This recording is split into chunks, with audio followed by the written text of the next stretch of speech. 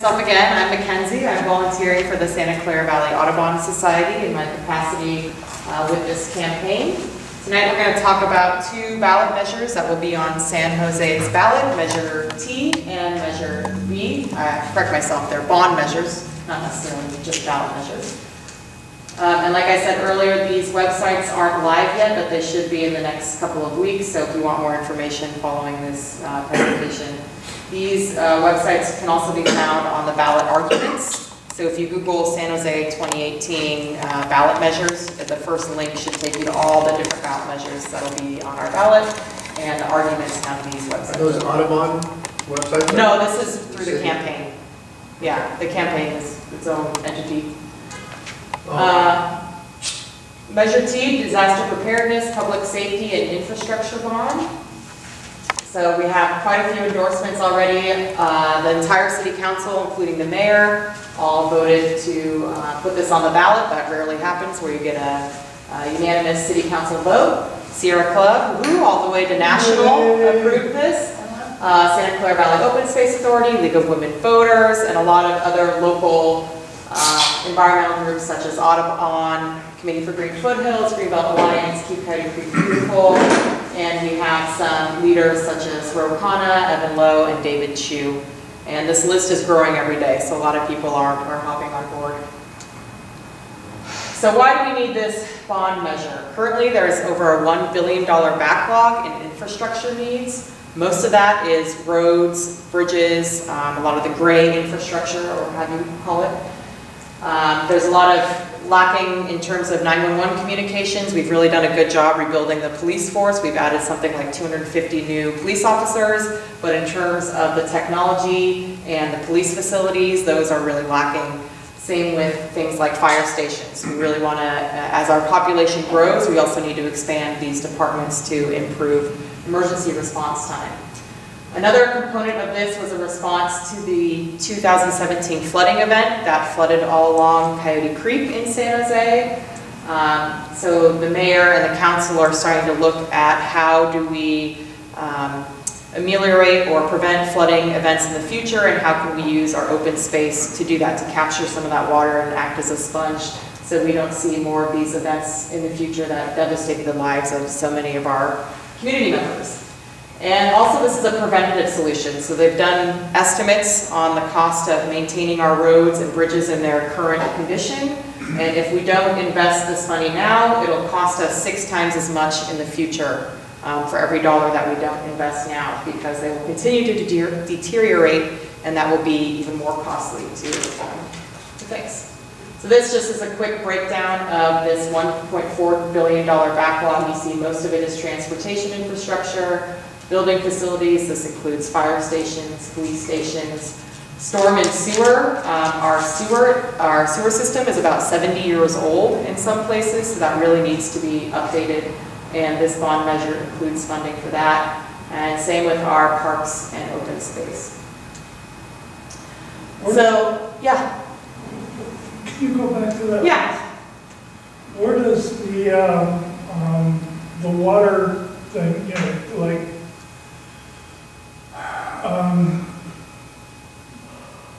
preventing flooding go in this? So it depends on what type of infrastructure you're talking about. If it's green infrastructure, it would go under open space, because we want to utilize open space to reduce flooding.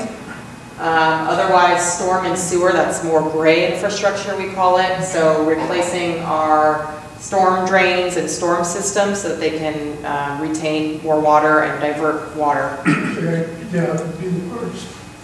Rules and open space. Yeah. Okay, thank you.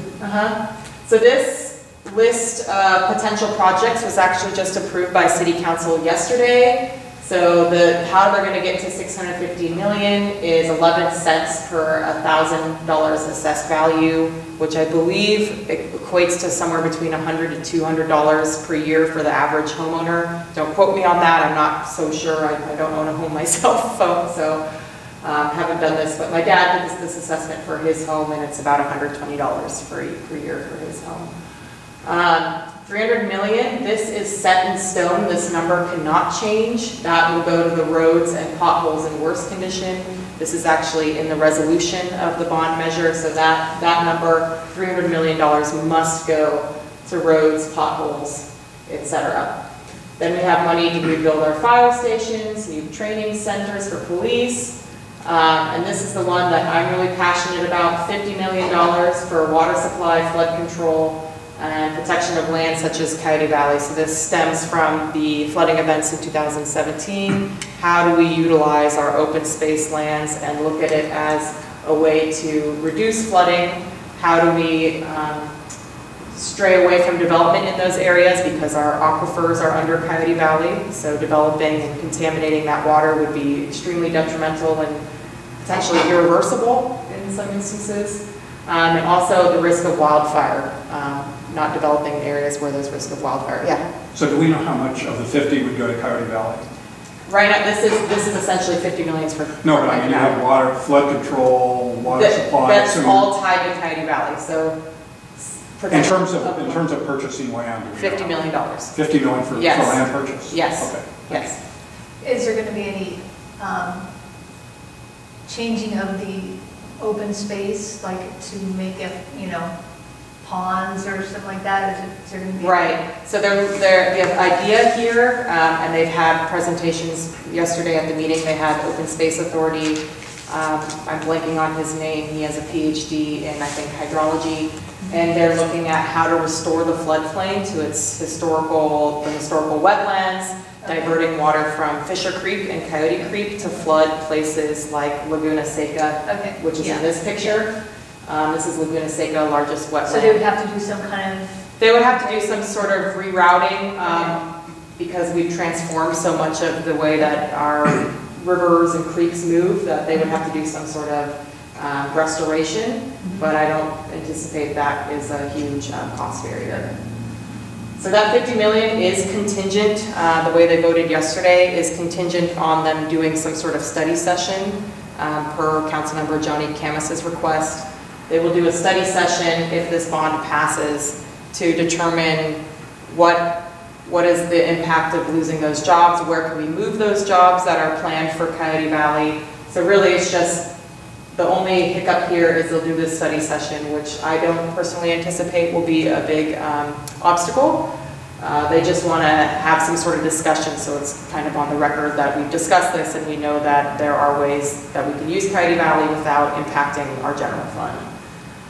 And then the rest of the fund is broken down here. We're talking about our pump station. This is in North San Jose, storm system conveyance at Charcot Avenue.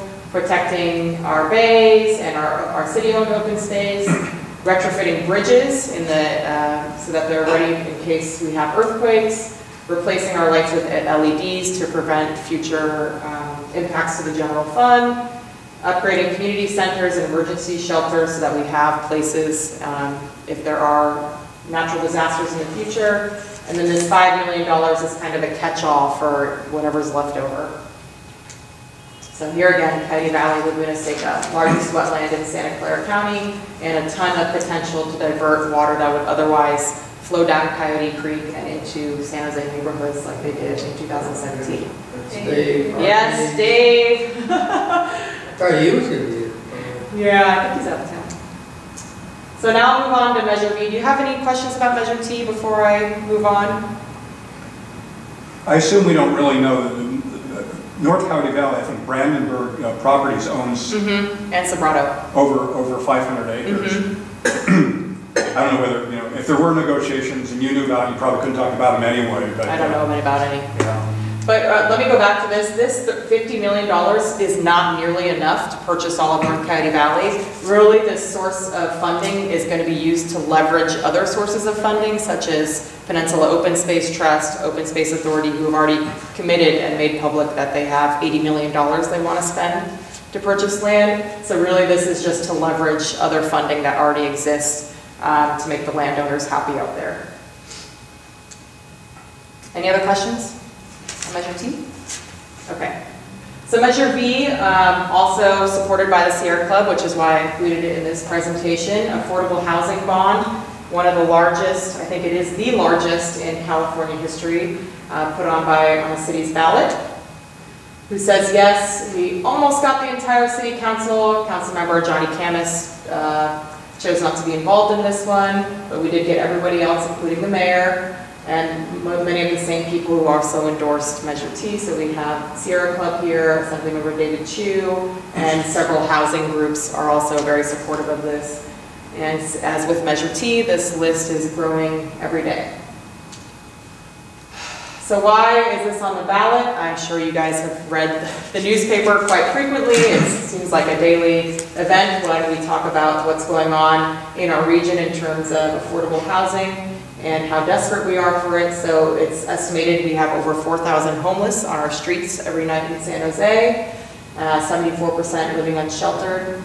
This bond is really targeted to help working families, nurses, paramedics, seniors who are struggling to find affordable housing. And then another sad statistic, almost half of San Jose renters spend more than 30% of their income on rent, and a fraction of that actually spends more than 50% of their income on rent. So really a hard hit to their salaries. And one homeless person is estimated to cost over $19,000 per year in services. So once again, this is another preventative measure to try to get these people off the street. And the average monthly rent for apartments in San Jose keeps rising, and it's now well over $2,800 a month. So I was actually just looking at apartments the other day, and I couldn't find anything decent below $2,400 for a one-bedroom. So it's a hard hit. How? So this one is a $450 million general bond obligation. That's 8 cents per 1,000, a little bit less than Measure T.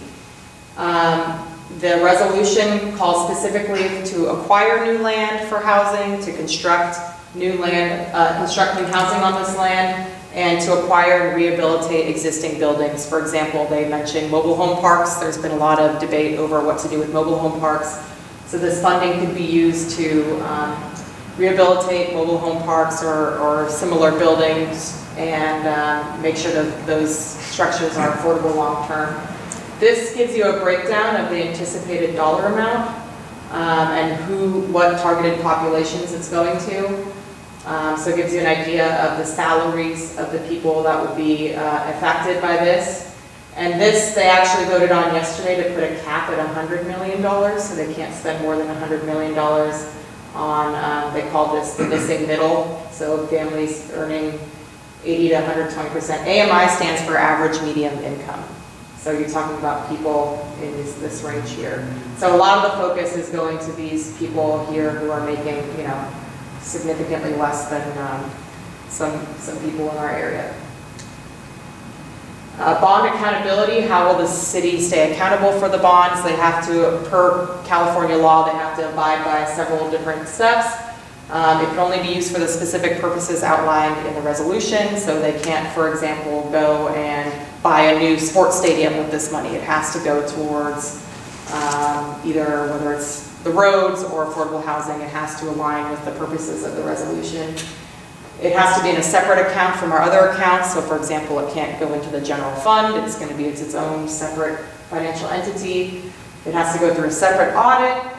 It has to have an annual report, and the council will appoint a citizen committee to provide input on how the funds are being spent. How can you help? So we need a 67% vote to pass both measures, and we can't get there without your help. I'll pass this along, whether that's making a small donation, volunteering a couple hours of your time. I did a lot of door-to-door canvassing with Measure B and C, and it was actually really rewarding to get out and meet your community and to talk to people and watch as their perception changes about something as you educate them. Phone banking, we're actually starting this Thursday, so I'm not sure if they'll be able to set this up where you can phone bank from home. They were able to do that with Measure B and C. Really easy, you just make calls. 90% of the calls you're leaving voicemails because people don't pick up their phones. Is this through Audubon? No, this is through the campaign. So this campaign is its own entity. Yeah. Donating, helping us organize a presentation in your neighborhood. So I'm trying to go around and hit all the different neighborhood groups that meet. So if you have a contact, that would be greatly appreciated. We expect to get lawn signs And obviously, we would love to have your name on list of those who have endorsed the campaign. And here is my personal contact information. If you have any questions or want more information, please feel free to contact me. I have a question. Yeah. Last, I guess it was just June, the city passed, forget the measure, $3 billion, I think it was, for housing, affordable housing. Measure A was through the county. Is that the one you're Was it the talking county? about? Okay. Yeah, that was in 2016. So, are these goals similar when it came to the housing development? So, I was expecting that question. So this 450 million, similar to what I talked about with Coyote Valley, it's really going to leverage the funds with Measure A. So Measure A is expected to build around 5,000 units. This will allow us to build more like 9,000 or 10,000 units, which is the mayor's goal, actually. He has this plan to build 10,000 units. So Measure A, I believe it was almost $1 billion for affordable housing. And that's spread throughout the county. This is really focused on San Jose. So this will help, they will help match some funds for the projects that are anticipated with Measure A to get them off the ground and running. I know with Measure A, they just approved 10 projects, 10 affordable housing projects with that money, and they have several more in the pipeline. A lot of people are wondering, hey, you know, we voted for this tax increase, where are the outcomes? Well, it was only passed in 2016, and a lot of these projects take 3 to 6 years to go through the full development cycle, so we'll start to see those projects in the next, I believe they're going to open some of them in 2019. So we will see some of those projects, but like I said, this is really to leverage existing funding, and it'll also attract grants from the state and federal government to help us with funding some projects as well. Well, that would be an important thing to mention next time. Okay, yeah. Thank you. So this is a parcel tax? Parcel tax. And is it for how many years? 30 years? Or how many years is it? Ooh, I'm not sure. I think it might be 30. Yeah, I should check on that actually. Write that down. So are there other parcel taxes already on San Jose?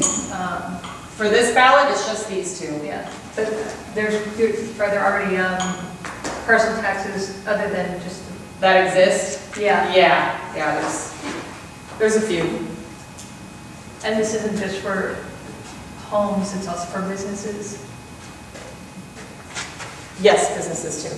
Yes.